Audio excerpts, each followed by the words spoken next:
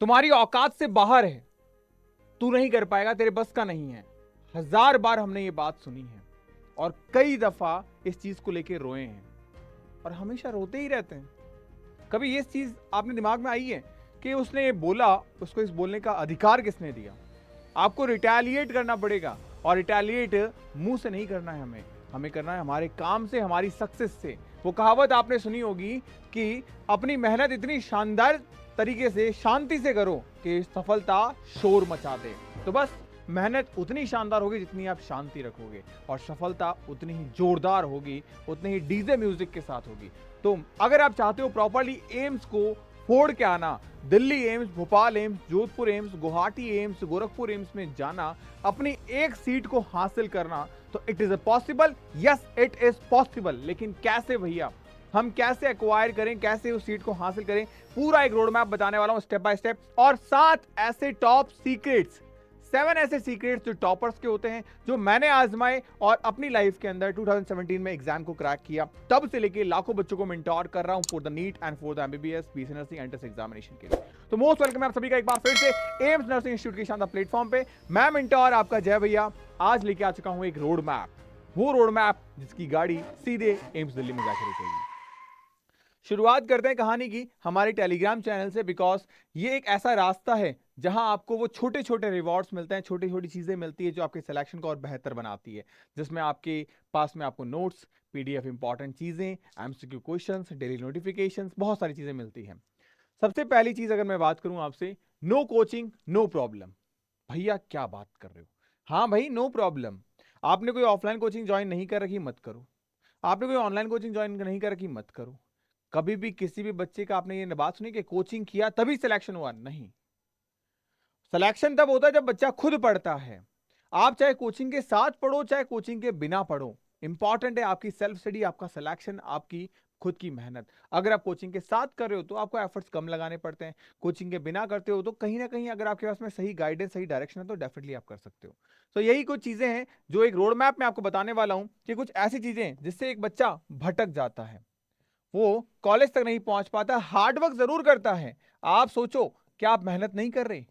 क्या आपने 2025 में मेहनत नहीं की थी, लेकिन फिर भी स्कोर 70 पे आके अटक गया, 60 पे आके अटक गया, 65 पे आके अटक गया? नहीं अटका। लेकिन जिन्होंने डायरेक्टली अच्छे तरीके से मेहनत की, वो 75 से 90 की रेंज में आए और उन्हें एम्स मिल गया। आपको वही रोड मैप बताने वाला हूं आज मैं। सबसे पहले आप रियलिटी चेकअप करिए।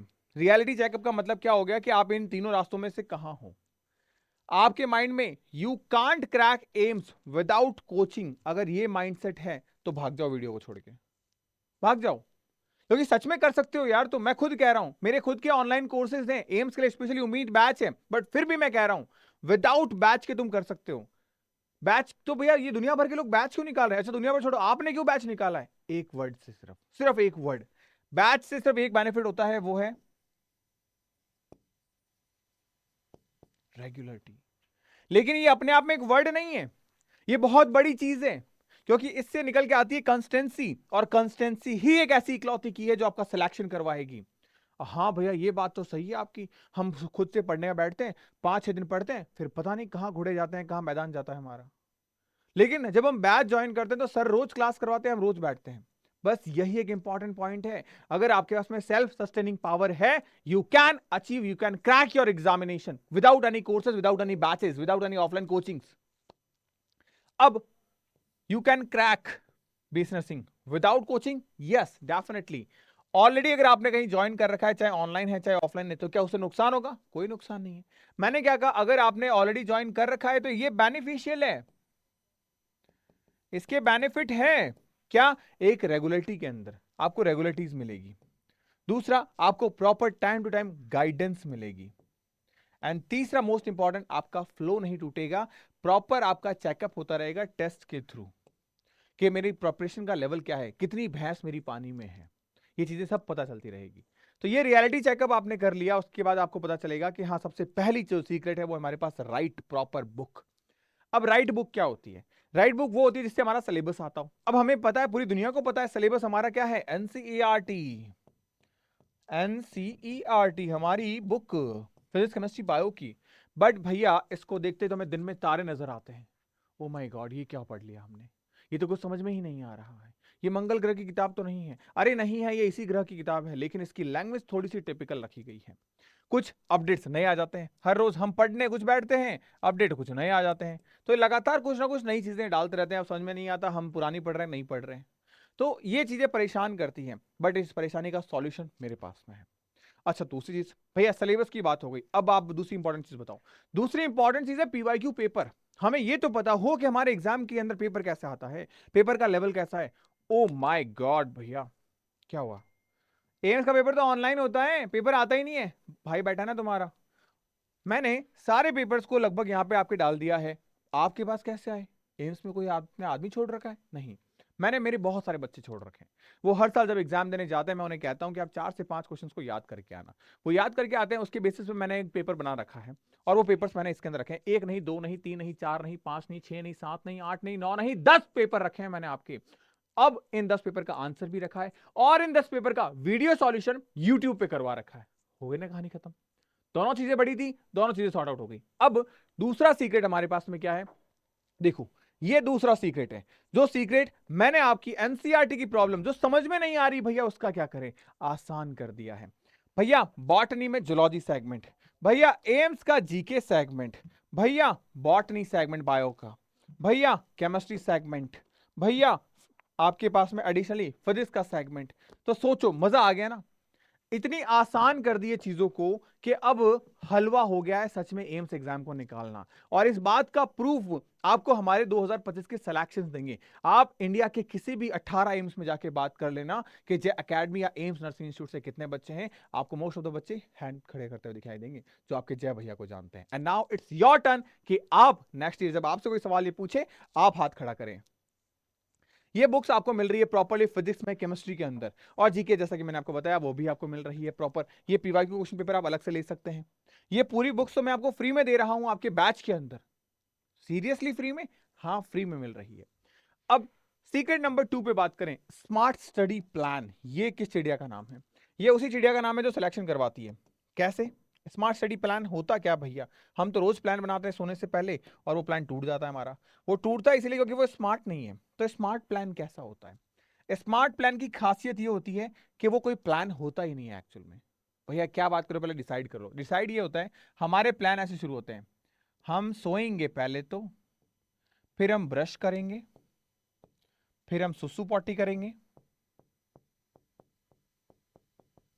फिर हम नाश्ता करेंगे, फिर हम प्लान बनाएंगे, और फिर हम पढ़ाई करने बैठेंगे।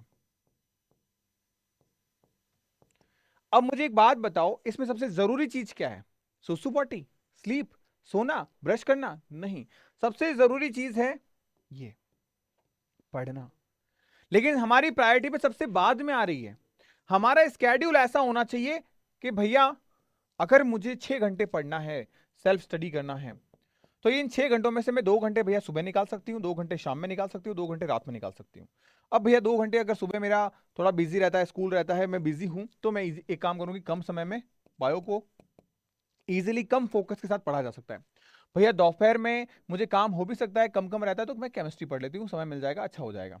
रात में भैया मुझे कोई डिस्टर्ब करने वाला नहीं है, मैं खाना वाना बना के, मैं खास तौर से लड़कियों की बात कर रहा हूँ, क्योंकि उनको घर की भी रिस्पॉन्सिबिलिटी निभानी होती है, तो खाना वाना बना के, खाना वाना खा के, सारे काम करके भैया मैं आराम से पढ़ सकती हूँ, फोकस रहूंगी, मैथ फिजिक्स कर लूंगी।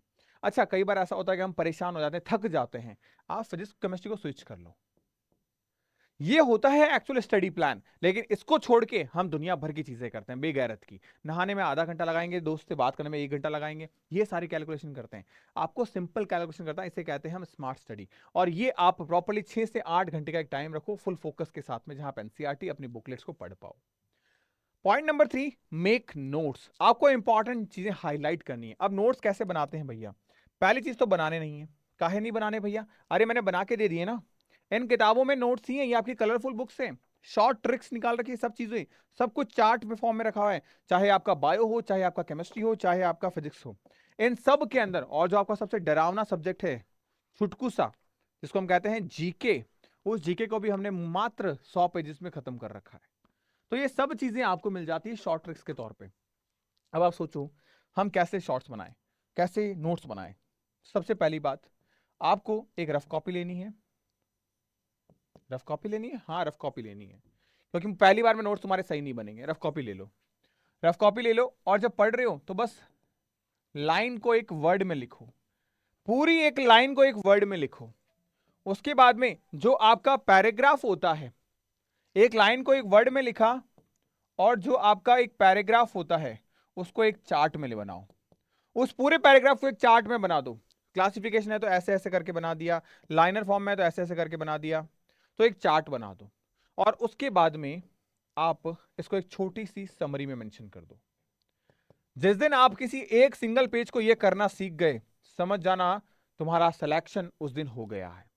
और ये एक बार में नहीं होगा, मैं ऑनेस्ट कह रहा हूं। आप जब तीसरी रफ कॉपी भरोगे ना तब ये होगा। ये मेरा खुद का आजमाया, खुद का बनाया हुआ, मेरा खुद का बनाया हुआ ये पूरा फिनोमिना है कि जब आप वन लाइनर को वन वर्ड में, पैराग्राफ को चार्ट में, और फिर लास्ट में समरी में डाल दोगे, उस वक्त आपका सिलेक्शन 100% श्योर है। ये फिजिक्स में कर लेना, केमिस्ट्री में कर लेना, बायोलॉजी में कर लेना। अब जरूरी चीज आ जाते हैं नंबर 4 सीक्रेट पे, मास्टर्स इन एमसीक्यूज। एमसीक्यूज कैसे बनाएं? सबसे पहली चीज, मैं खुद आपको करीब 18,000 एमसीक्यूज करवाने जा रहा हूं।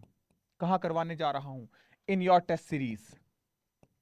कहां मिलेगी ये टेस्ट सीरीज? आपके बैच के अंदर फ्री है बेटा। सर सब चीजें बैच में फ्री है? हाँ सब चीजें बैच में फ्री है।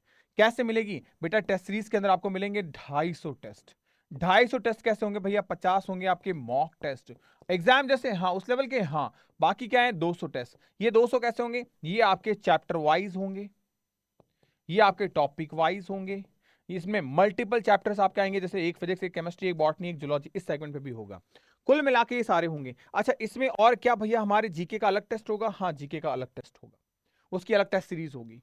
तो ये सारे कलेक्टिव फॉर्म में सारे एमसीक्यूज होंगे। मास्टर हो जाओगे आप इनके अंदर अगर आपने किया। और इसके अलावा जो चीज है आपको एमसीक्यूज में मिल रही है वो है बेटा, 1 अक्टूबर से आपका न्यू बैच स्टार्ट हुआ है। अभी कोई ज्यादा खास बड़ा बैकलॉग नहीं है। You can join and enrol now. 200 seats होती है एक बैच में, तो इनरोल जल्दी कर लीजिएगा। अब ये जो 1 अक्टूबर से शुरू हुआ है, इसमें आपको मिल रही है डीपीपी, डेली प्रैक्टिस प्रॉब्लम।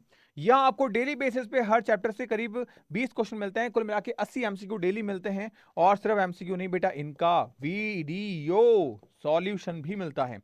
तो क्वेश्चन के क्वेश्चन और क्वेश्चन का आंसर उसी दिन खत्म। तो ये सारी चीजें आपको सेगमेंट वाइज मिल रही है। आप सोचो, अगर प्रिपरेशन आप ढंग से करते हो, 80 क्वेश्चन आपको रोज मिल रहे हैं, इसका मतलब 2400 क्वेश्चन आपको पर मंथ मिल रहे हैं। आपकी प्रिपरेशन के लिए 7 महीने पड़े हैं। आप थोड़ी सी मैथ्स लगाना, मुझे तो आती नहीं है, तो ये कैलकुलेशन मुझे ऐसा लग रहा है करीब करीब 18,000 फिर बैठ जाएगी। 18,000 यहां पे ना, 18,000 यहां पे, 36,000 सवाल। एग्जाम में कितना आता है? 100 सवाल।